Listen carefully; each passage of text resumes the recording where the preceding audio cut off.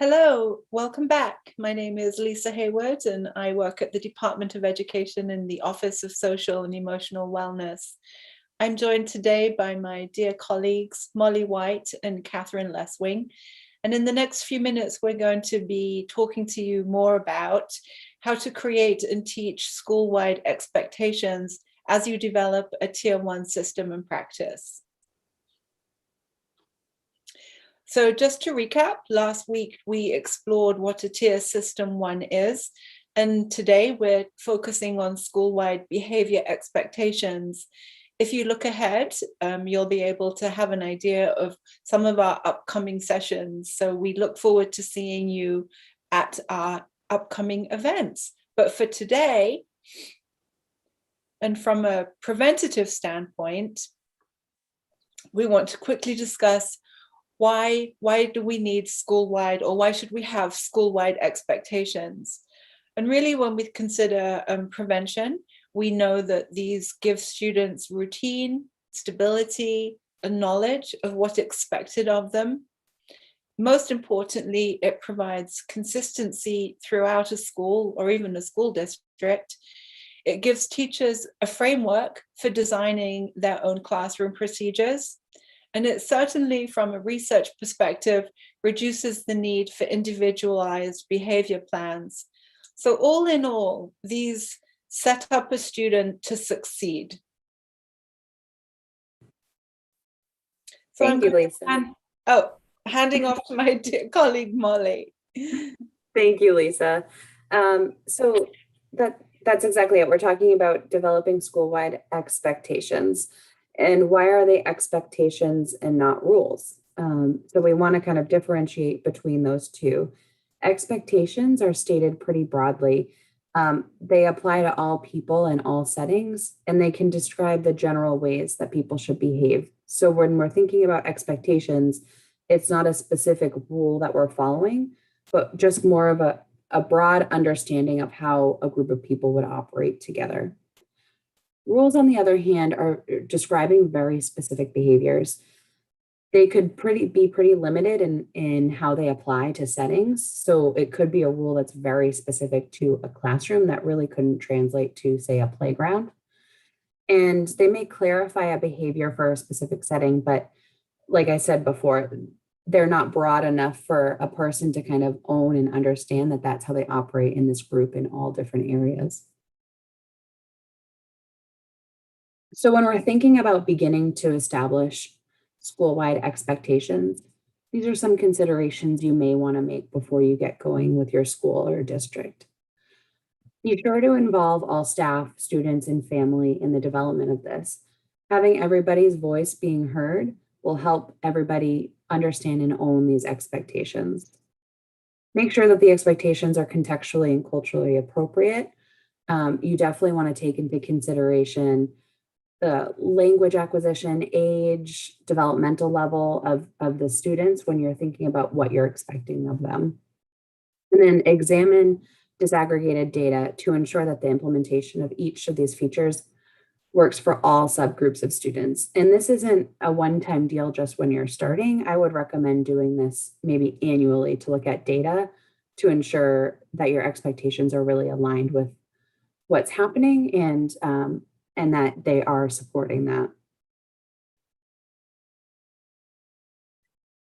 So we've broken down implementing school-wide expectations into these 10 steps. We're going to cover these first 5 today. And we'll go ahead to the first step, which is assembling an effective leadership team. This could, if you're engaged in MTSS-B with us, this could be your Tier 1 team. That looks at prevention and universal practices. But when you're thinking about this team, be mindful of who you're bringing to the table. Usually a small but mighty team can get things done pretty quickly, but you do want to have the right people there represented. So some sort of administrator for your school. If you have a Tier 1 coach, they would be great. Having teacher and school staff representation. And when we say school staff, we're thinking not just behavioral health specialists, but you may want to bring paraprofessionals or office staff, whatever makes sense for your school context. And then of course, student and family voice, and any community mental health representation that is appropriate for your context. And then the second step is to develop a brief statement of purpose. So once you have the team to the table, it's helpful that for the team to understand why they're there. So start by thinking about what is the school environment that you strive to create? And what is your vision for behavioral and behavioral supports at the school? These are two great questions to have with your team to begin drafting the statement of purpose. And always when you're thinking of a statement of purpose, we encourage you to keep it short and sweet. If it gets too long, sometimes it can get a little hard to remember and hard to own. And then make sure that you have all the members brainstorm the ideas and then synthesize them into a draft, because it's helpful for each individual to take a stab at drafting this so they all have their voices heard. Great, thanks, Molly. And so I'm going to take over here at step 3, which is to identify the positive school-wide behavior expectations that you hope to have for your school. And so once you've gotten the right players to the table and you've drafted a statement of purpose, you can really sit down and start to have the conversation. What might a few behavior expectations look like for our school environment, school-wide? We recommend, and the research also recommends this, that the expectations be no more than 3 to 5 in number, especially 3 for younger age students. You can get up to 5 for older age students, and that they're positively stated. So you don't have language such as should not or don't, but it's really describing the positive environment that you're hoping to create for students. These expectations should be comprehensive but mutually exclusive. And so when you're sitting down with your team thinking about, do 2 expectations sort of say the same thing, or do they all stand alone and describe something different that you hope to see in the environment? And then the last piece here is that the expectations are defined, they're operationally defined by location in the school building. And that is usually done using a matrix that we'll get into here in just a minute. We did want to show you some examples of school-wide expectations from different schools. And you can see we will give you a range of age groups. So up at the top, Fairfield school-wide rules. They did use the word rules, but these are really expectations. Be safe, be respectful, be responsible. Very simple. They translated it into Spanish, which is culturally responsive. They have a large population of Spanish-speaking students. In the center, you can see another elementary school example, and the students partook in making a poster and visuals for it, really getting the buy-in there. And then on the right here, you can see that Splash the mascot was used, and the acronym WAVE was used to create the expectations about showing respect, acting responsibly, valuing integrity, and everyone is safe. So these are for some younger age students. These 2 are for a little bit older students. So we have a high school on the left here, and you can see that they use the acronym REAL, and then they define what types of behavior. So that's getting into what a matrix would look like. But for example, the R stands for respect. And so on the right-hand side, you see, what does that mean to engage in respect in the school environment? And there's some examples there.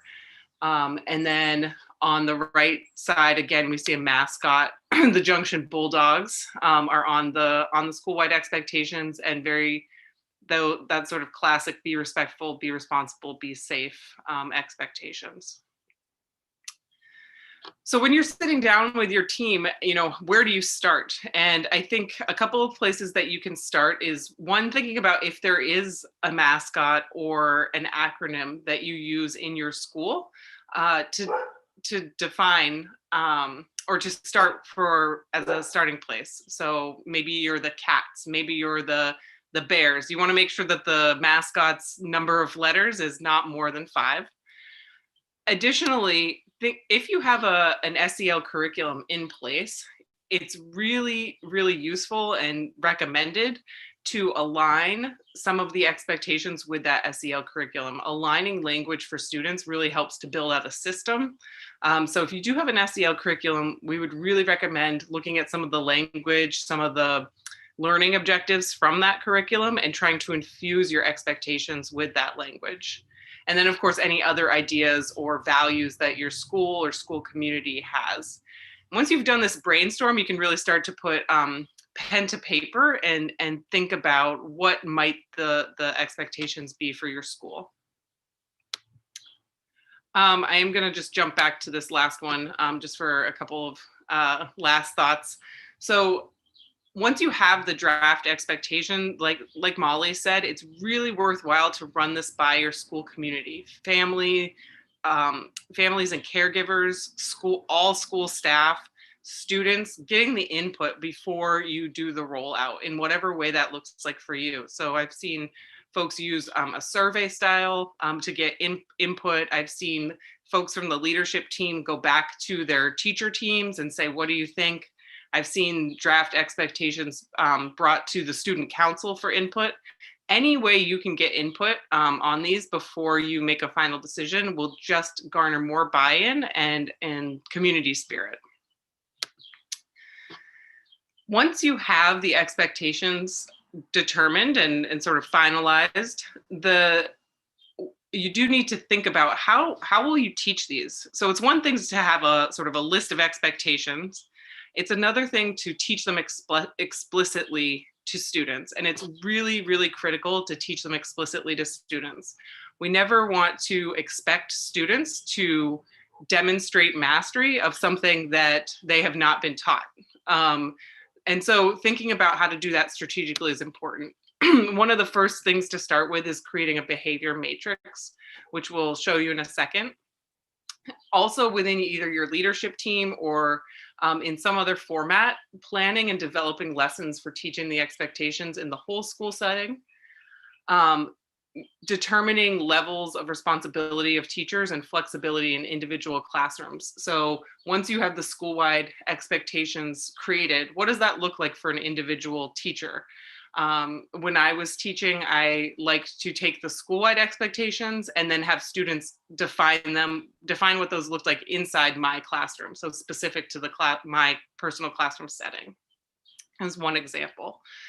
And last but not least, creating lesson plans for teachers to use inside the classrooms to teach those expectations explicitly.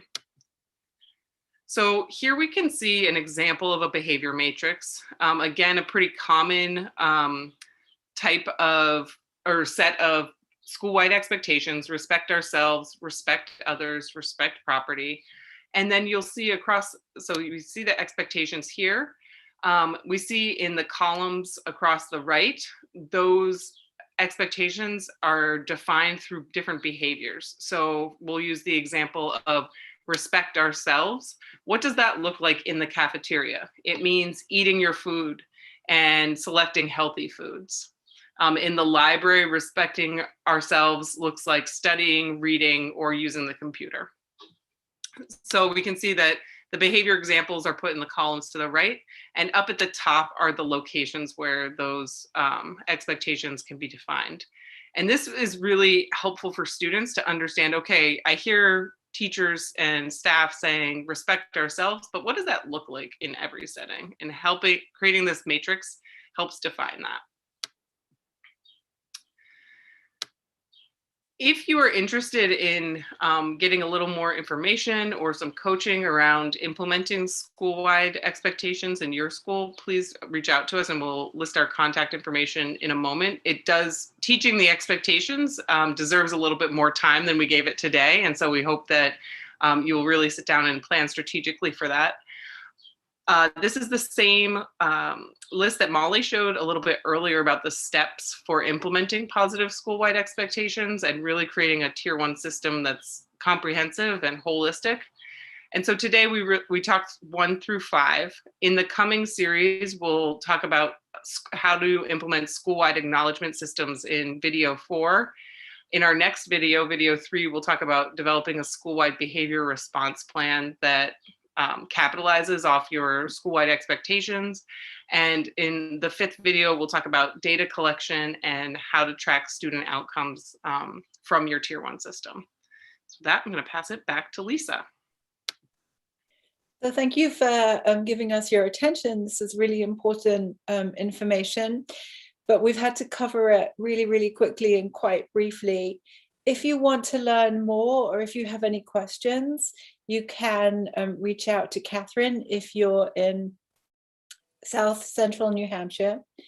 If you're in southwestern part of New Hampshire, you can reach out to Molly White, and Lakes region, Southeast and North Country. You can also reach out to Catherine or Molly. I'm going to hand off because I've got some barking dogs. Thank you so much, Lisa. So yes, absolutely. If you have any questions, feel free to reach out. If you're not finding yourself in one of those regions, we're still happy to support you. If you could advance to the next slide, you'll see that our next video will be on the school-wide behavior response plan. So we do hope that you tune back in to follow this series throughout the summer with us. And with that, we hope you have a great day, and we look forward to reading any questions or comments that you have for us.